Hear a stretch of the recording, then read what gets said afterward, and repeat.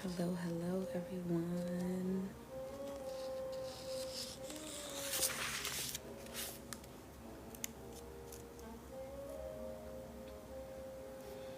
Hello, hello, hello.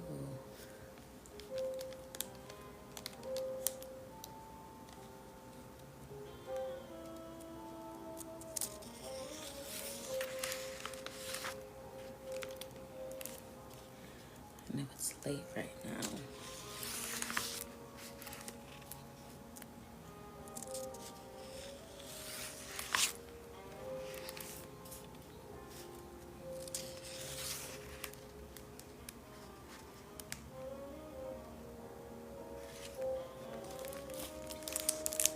Hoping to read, well, not hoping. I'm gonna read a story for you all from the book GhostRoots by Pemi Aguda. She's a Nigerian writer. And the story I'm gonna read you all is Manifest.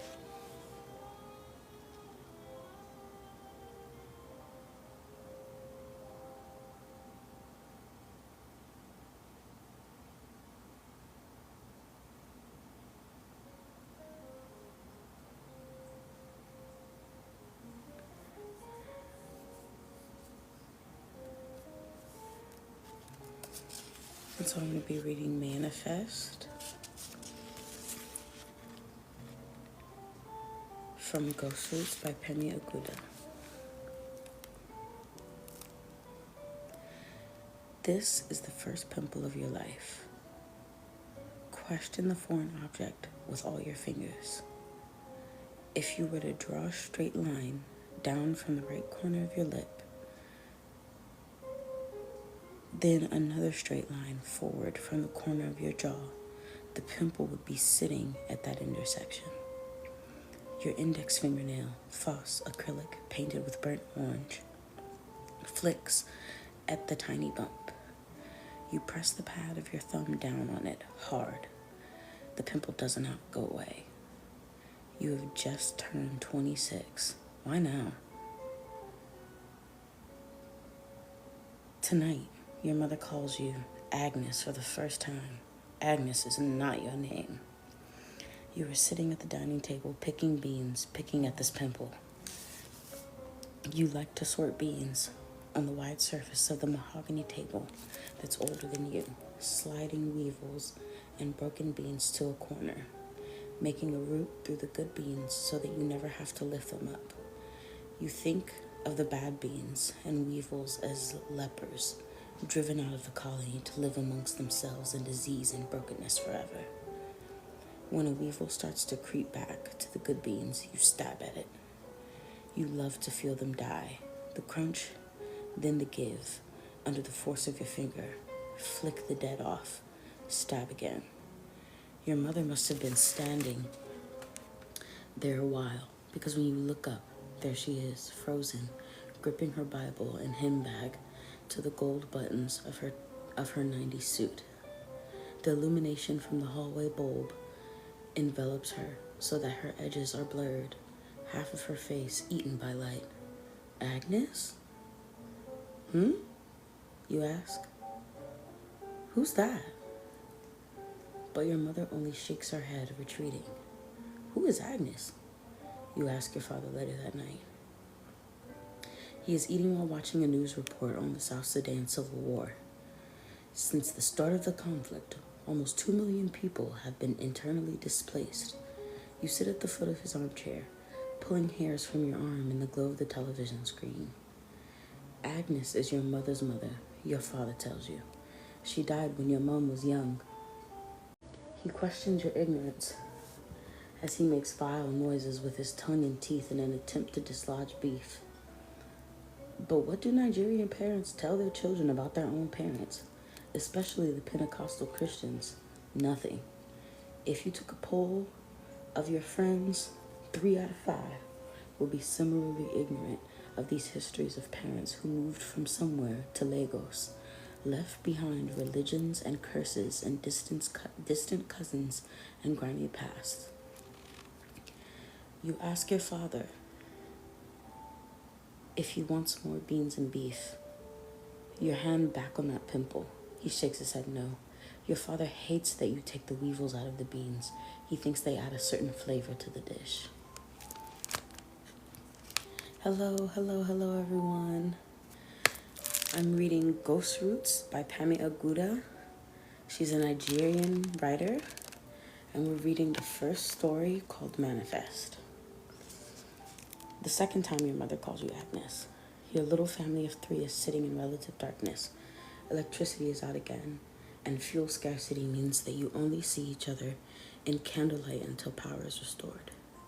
Your father snores in the gray-turned brown armchair you call Daddy's chair, while you and your mother sit across from each other at the dining table. You pull the empty Milo tin that the candle is mounted on closer to yourself. Wax sloshes off slowly and trickles down a side. You close your left eye, then the right, then the left again.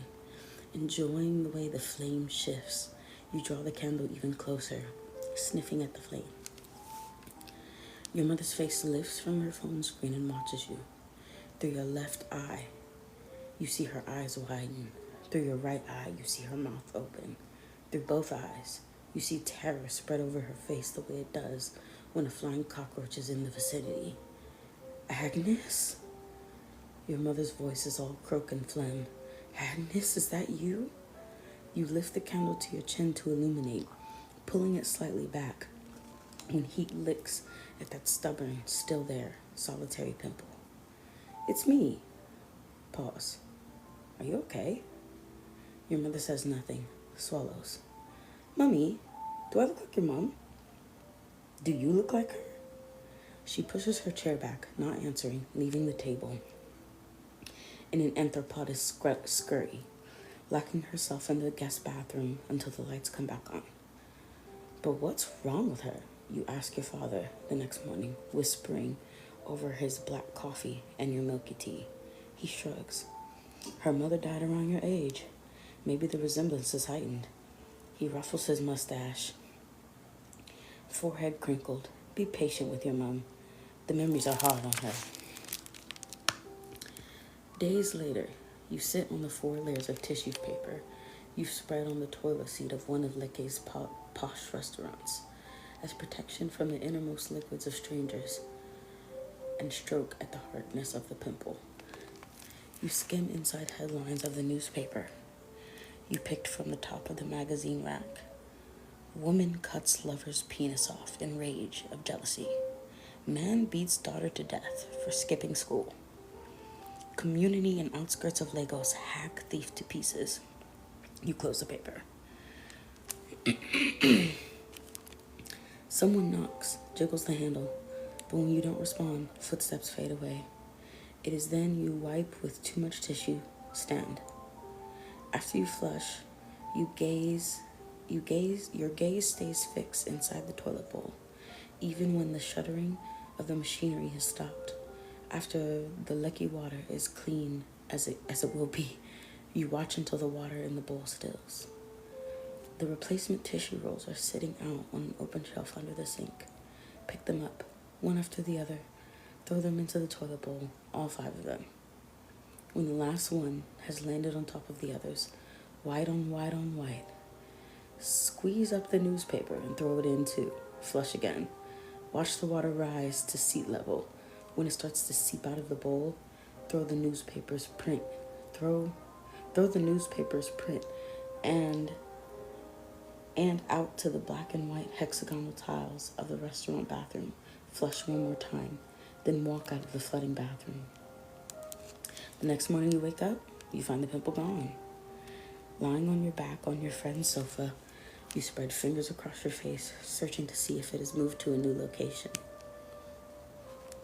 Your unmoisturized fingers are dry and harsh against your soft skin, so you trail every inch lightly, careful not to scratch yourself.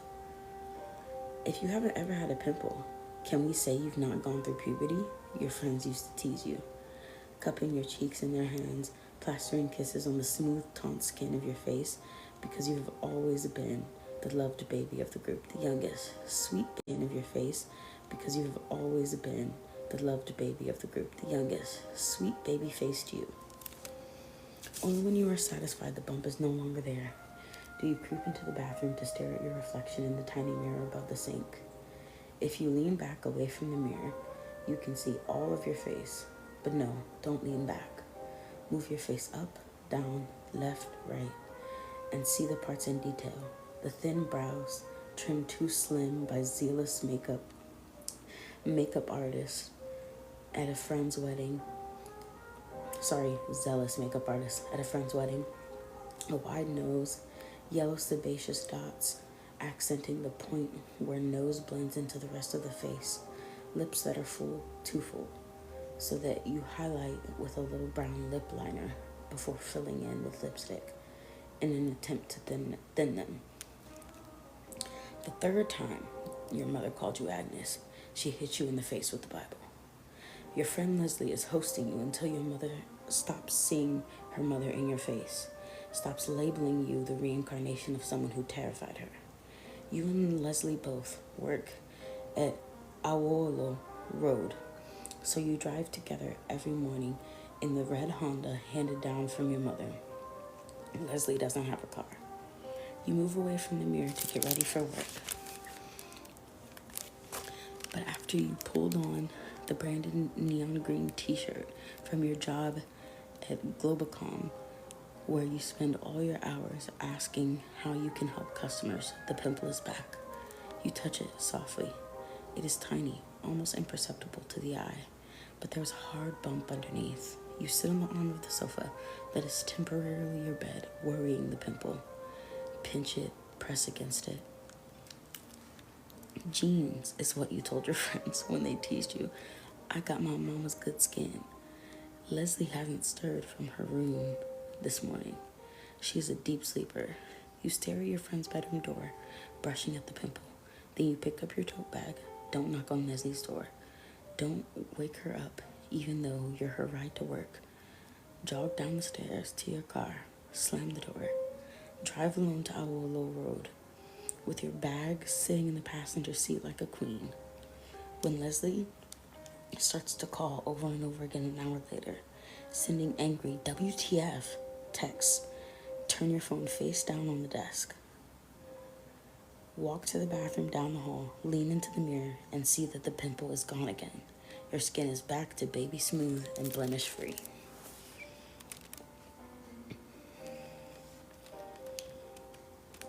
You ask your coworkers if they believe in reincarnation. 5 of them believe. 2 of them claim to have corroborative stories. 1. A man dies from injuries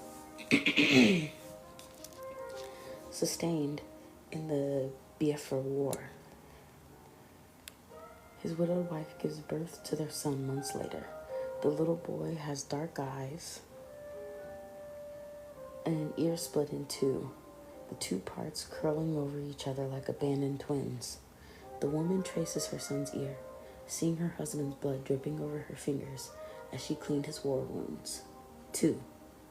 A man named Collins really wants an education, but he is too old and thick from years on the farm. Collins's farming is successful though, so when he is bitten by a snake and dies so slowly in the arms of his little brother, Eze, he bequeaths his wealth to him, saying he will be back in another life to get an education. Years passed, and when Eze finally has a son, after many daughters, people remark that the son loves to lick the palm oil before eating the yam, just like Collins used to. When the son falls ill at the age of 10, Eze consults the Dibia, who throws calories to consult the gods. And the gods tell the Dibia to tell Eze not to forget that Collins said he would be back for an education. After the boy is enrolled at school, the strange illness disappears. Wow, you say. Wow. But at lunch, one of the storytellers confesses to you, leaning over your plate of rice and stew, pulling at your sleeve, that he read it all on Nauriland and therefore cannot verify its authenticity.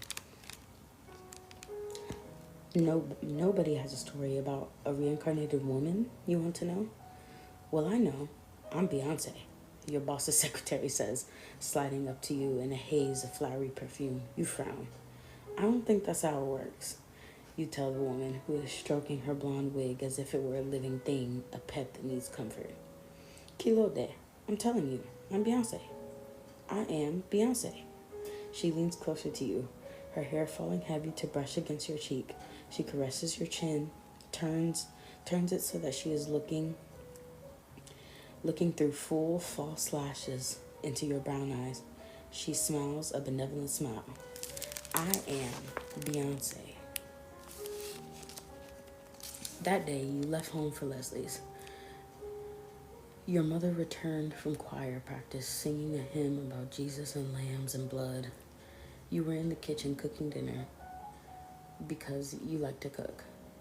And you like to cook for your parents. And you liked living with your parents, although you could afford to move. You like the cold of the tiles seeping into your feet and the cold of the frozen turkey hurting your fingers. Your mother's singing stopped when she heard you humming over the sink. She stood at the door to the kitchen looking at you, her daughter, wearing that black and gold caftan you share. Her Bible trembled in her arms when she spoke. Where did you hear that song? You turned to squint at her. What song? Well, you were humming just now. Where?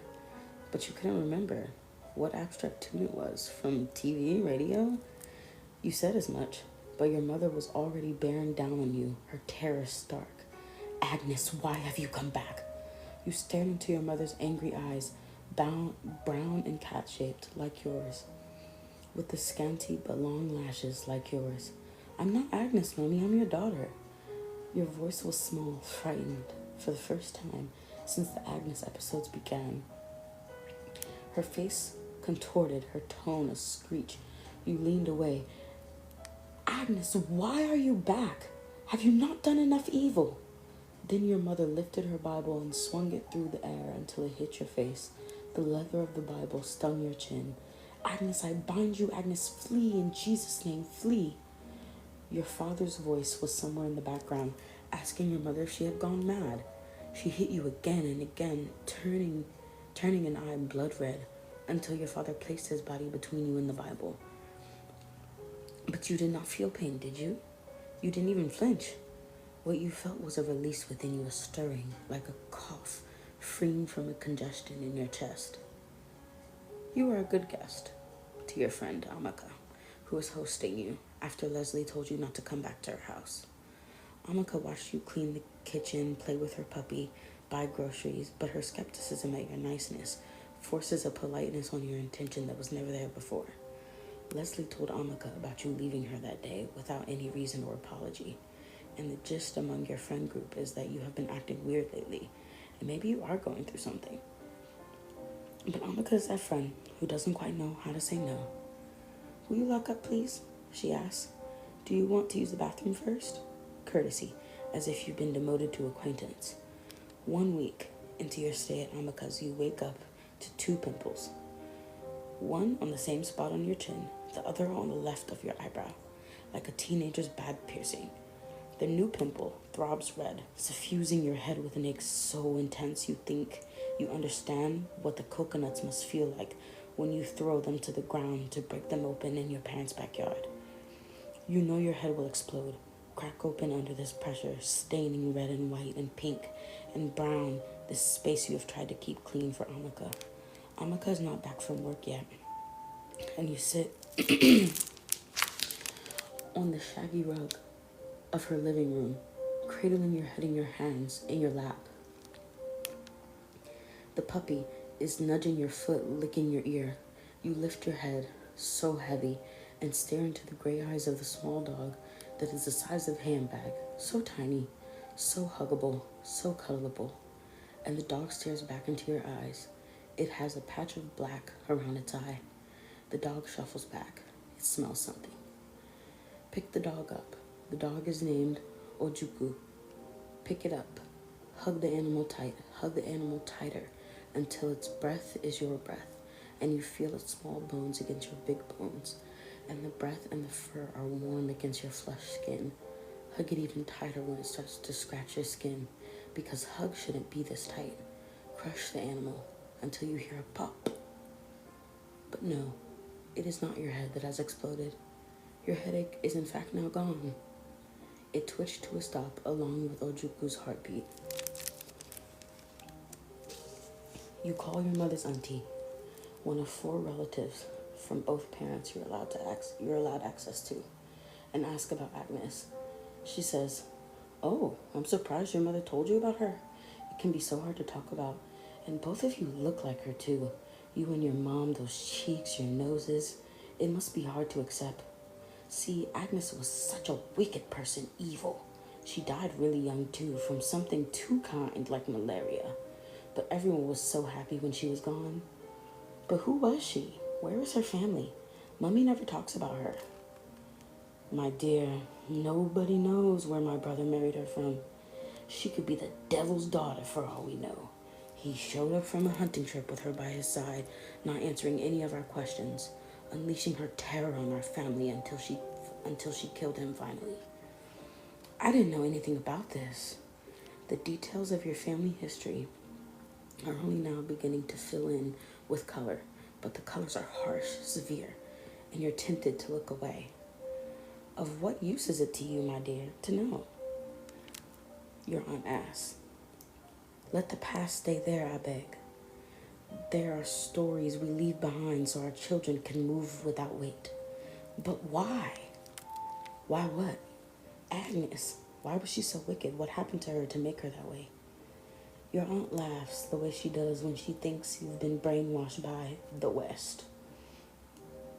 Like the time you said having house girls was modern slavery. "Oh, me," she says now. "Not everyone needs a reason." During the day, as you answer the phones listening to customers who want to shove all their problems in your face, you feel a rippling like a tiny rat let loose under your skin. The customer on the phone is telling you that his data disappeared immediately after he loaded it. You ask for his details while brushing against the scratch marks Ojuku made on the inside of your elbow. It tickles. You shudder. Swallow back nausea. "What is the worst thing you've done?" you ask 080566477737. Olajide Benson of 76A, Eunice Bashorn Street, Victoria Island. Like how? He sounds confused. With my Glow SIM card? No, in life. What's the worst thing? Are you a wicked person? Have you hit a woman? Is this a survey you were doing? Yes, you lie. Well, I don't remember really. I must have done bad things in my childhood, in my youth too. I went to Unilag. I was even in a cult. But that's all in the past. But whoa, see, if we really look at it, you'll see that we're all wicked in this country. I'm watching the news now. Have you seen that our governor is demolishing innocent poor people's houses just so he can build expensive estates? And do you believe in reincarnation? What? He sounds panicked now. Is this Globacom customer care? He hangs up. You charge his line a fee for no reason. You answer your mother after the 37th missed call. Your father has sent you. Please, just talk to your mom, text. She was wrong, but she's hurting, text. Come home, let's talk, text. Each new one bumps an old one away, all unanswered. Your mother is crying now, saying she is sorry and could you possibly forgive her? It's because I heard you humming that song. It was her song. How did you know it? I don't know, Mummy. And I saw you doing all those things that she would do, and she tells you that all she could see superimposed on your facial features, so like hers, was her own mother cutting her arms with a razor and stuffing the wound with powdered chili pepper, and her mother locking her out of the house if she played in the street too long, and her mother smashing a full bottle of beer on her father's head so that the musty smell of beer mixed with the sharp smell of blood and both liquids soaked up his Lika t-shirt before he slumped to the ground and died at her feet. I've done things too, you say. But Jesus can save you, your mother says. Jesus has saved her, and had you not noticed that she has and had you not noticed that has always been a kind mother to you and never hit you or screamed at you? Not until the day she saw her mother reappear on your face and freaked out and reverted to the self her flesh wanted her to be, even though her spirit had overcome through Christ who strengthens her. You hadn't noticed extreme kindness, but perhaps only because there hadn't been the opposite present to emphasize it. She has been a good mother, a goodness you have taken for granted. Your father's been a good father, if oddly protective of your mother and her extreme religiosity. We're starting to understand that this must stem from knowing her history, from his knowing her history. He can save you, your mother repeats. Jesus saves. You were sitting in the car outside your friend Fatima's house. She is celebrating a promotion. You yank the rearview mirror down to check your lipstick. A pimple is glowing red. Mommy, I have to go. Wait. Come with me for deliverance. The pastor is coming on Sunday. We can get it out of you. Jesus can. Fingernails bite into palms. Bite out. I said I have to go. You walk into an intervention in Fatima's living room. 6 of your friends are there, including Leslie. No Akama. Well, yeah, you killed her dog. Nobody sits next to you on the fuchsia couch. The last time you were all together, it was your 26th birthday, and they had surprised you then too, but with a dinner party at Cactus. You remember Fatima had started to make a toast, but with a dinner party at Cactus. You remember Fatima had started to make a toast, 4 glasses of wine in, and you said, "Babe, our late 20s are for questioning. Are you who you really want to be? Are you?" And she hiccuped loudly, a sound that echoed in your head. You bite the inside of your cheek now, your fist still clenched from the conversation with your mother. We know you didn't mean to hurt the animal. Was it a mistake? You should have just told her instead of running away. You are quiet. You do not lie to them. Silence becomes your only answer as they go on. This is not you, Leslie says. She is standing next to the door as if waiting for a reason to walk out. I ran into Michael at Chicken Republic the other day, and he said you threw water in his face at work. Like, that is so not you.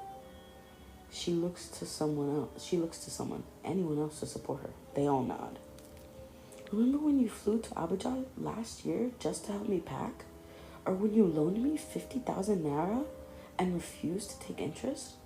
I mean, you convinced your folks to take me in that year, in uni, after Popsy died. Their stories do not sound familiar to you at first. Surely that's not you. The only you to remember is the one that held tight until Ojuku stopped breathing. The you that flooded that bathroom without pausing to question your actions. You remember the you that did not flinch when your mother hit you with her Bible. You had stood there, taking it, feeling an awakening within you, a stirring of an animal that had always been there hibernating, waiting. But as they kept piling stories on top of each other, the memories melting over your head like cool ice cream. Yes.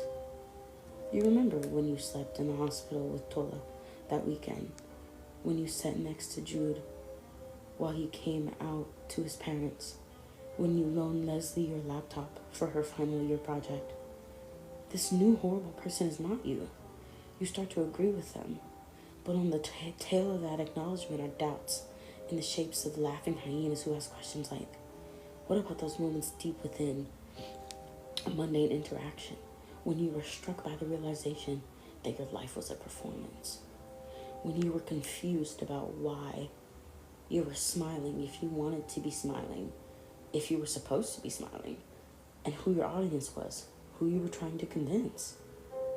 If your instinct has always been to suppress the urge to burn the feathers of the gate man's nesting chicken, or to stamp down the itch to run into pedestrians crossing the road, and instead to be there for a friend, to massage your mother's feet, then your friends must be right to believe That's the real you, the one that has prevailed until now. But then Fatima comes to sit next to you, your body tilting towards hers. When the cushion dimples under her weight, she stretches an arm out to you. "We love you," she says, and starts to touch your face, your baby cheeks that know their kisses so well. But she grazes the pimple in your chin, and you are fisting up, pulling back, smashing her nose, shouting that she shouldn't touch you. It is their turn to be silent. Your hand is throbbing in protest. There is blood on your knuckles. The silence ends as they gather around Fatima, who is screaming, "Fuck, fuck, fuck, fuck, fuck, fuck, fuck, fuck, fuck. Is it broken?" You stumble through past them, out of the house that is suffocating you. You want to stay, you want to cry, you want to grovel, you want to believe that the stories they told were real, and all your life has not been acting, that they know you. "I don't know that I can overcome this, Mommy." You cry to your mother on the phone, your knuckles still wet with Fatima's blood. "It's inside me." You are so scared that you believe it. Your mother reminds you that you had always been a sweet child, always smiling at your parents, always making friends, always making them proud, even with your odd habits of plucking out your hair or yanking the tail of the neighbor's cat. But how does she know the hair plucking and the cat bullying weren't the true parts? The joy of killing weevils? Your mother is sure that this is a result of her mother's blood in you, genetics. But what if the independent you, the distinct you, the you, has always pined for this cruelty, wanted it, waited on it? She suggests church again. She brings up fasting and prayer. "Look, Agnes." She insisted I call her Agnes. She died from a mild fever at 26. What if she's back to finish the work she started in that life? My pastor reminded me that in the Bible, King Jehoiakim was wicked and started his reign at 25. But King Amaziah, I don't think I'm pronouncing that right. It's okay. Also started his reign at 25, and he was a good man, a good king. There's no coincidence here. Your spirit wants to choose, and we must cast out the spirit of Agnes. This theory of your mother appeals to you. It's not your fault. You tell your mother no, you won't go to church's deliverance service. You don't believe in that, but yes, you will fast and pray with her. She thinks it will help. Abstaining from food for 7 days to purge yourself of this other hunger seems cosmically right to you. You will fast. She will do the praying. On day 1 of fasting, 12 customers hang up on you. On day 2 of fasting, you call in sick. You spread tea tree oil over your pimples, including the 3rd one, then the 4th.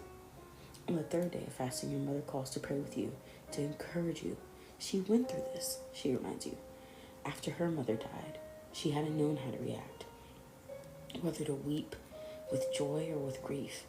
She had gone on a rampage, a decade-long biting phase. She bit from the age of 6 till she was 16. She was the 16-year-old with a biting problem.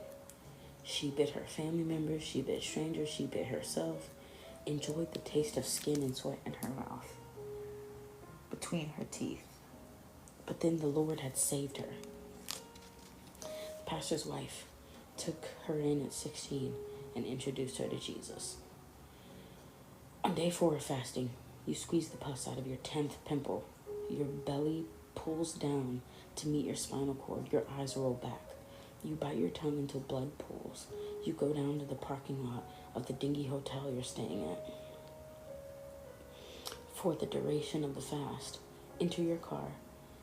Put the gear in drive and hold your breath until your car rolls into the parked Mercedes-Benz in front of you. Breathe out. Maybe if you indulge this urge within you, instead of abstaining from it, the pimples will all go away. You will exhaust Agnes away. Then you can return to yourself. So when you slapped the security guard at ShopRite, feeling his jaw shift beneath your palm, when you go into the parking lot of the small church, slashing all the tires under the cover of the night, and the choir's discordant singing, when you set fire to the makeshift buka at the end of your office street, the one where you've gone to eat amala with your colleagues every Friday. You bite down the thrill, the buzz in your head. You ask yourself instead, if this will be the last time, if this will be the final act that will release you from madness. At night, living in your car now, because you need the distance from people, you wake up to a heavy smell, a smell of wet dog, animal breath, cat piss. You roll down the windows, but you know it won't go. The smell is coming from you. Is your mother running away? People have asked you this question your whole life, a question the Yoruba ask children who closely resemble their parents. But you have always smiled the polite smile of a good child who is seen but not heard. You're driving through Alusa, far from any home on this Thursday night. The streets are quiet, save for the sounds of Afrobeat drums and trumpets from Fella's Africa shrine that come to you softly on the breeze. Some schoolgirls were raped in this neighborhood 2 months ago. You read the news on Twitter and closed the app because too much evil everywhere.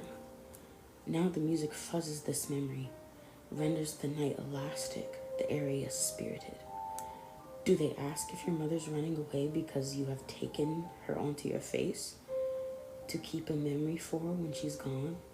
Resemblance as a memento? Or do they mean that you have trapped your mother, imprisoned her on your face so she can't run away? So that she can't run away even if she's thinking about it, because she is thinking about it. And what do mothers run from? You were 2 streets away from the Africa shrine now. The music and voices are louder. Bang, bang, bang. The people sing, shout Femi Kuti song. Do mothers run from daughters who remind them that they carry their own mothers on their faces? Sister, you want park? One of the area boys is flagging you down, directing you to the possible free parking spot. Sister, come park here. What else is passed along with round cheeks, a wide sweaty nose, brown eyes? One day, you looked down at your hands in your lap, but what you saw were Agnes's hands, ashy and shaky and old, and scabbed over from all the violence. Sister, you dey go shrine? The area boy is now hanging from your window, asking if you are here to join the festivities. His face is shadowed, and his features blend into each other in the night. The hunger for the 200 naira you will slip into his hands if he parks you makes his bloodshot eyes bright. You make out a missing tooth. Space for this corner. Don't say a word to him as he guides you into a dark side street, hopping in front of your car, stopping every other moment to make sure you're still there, even though your headlights are illuminating him in a glow that seems to beckon you. Maybe this is your own light, like Saul's light in Damascus. The turning point, one big move to expel Agnes.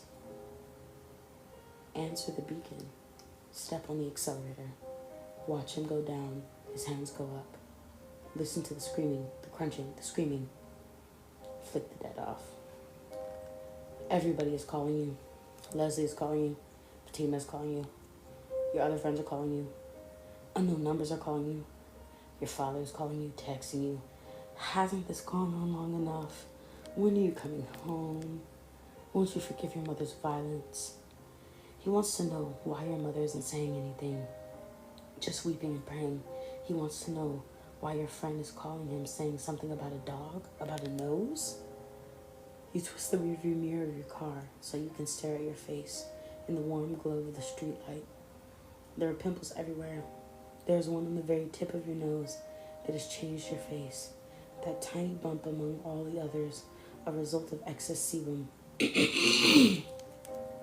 and dead skin cells trapped in the pores of your skin. That tiny bump has thrown off the balance of your face.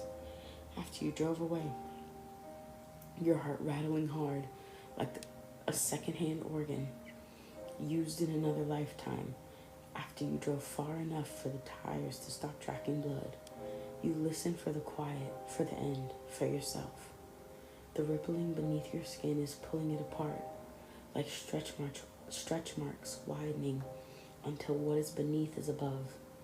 You are choking on your own skunk smell. You stink like burning rubber. There's an emerging. Perhaps all you needed was permission. The excuse of genetics so the real you could manifest. You wanted this, didn't you? In the mirror, you did not recognize yourself, and it's because there is no you there. Ignore the phone calls. Leave the messages and answer. There is no you here. There is Agnes.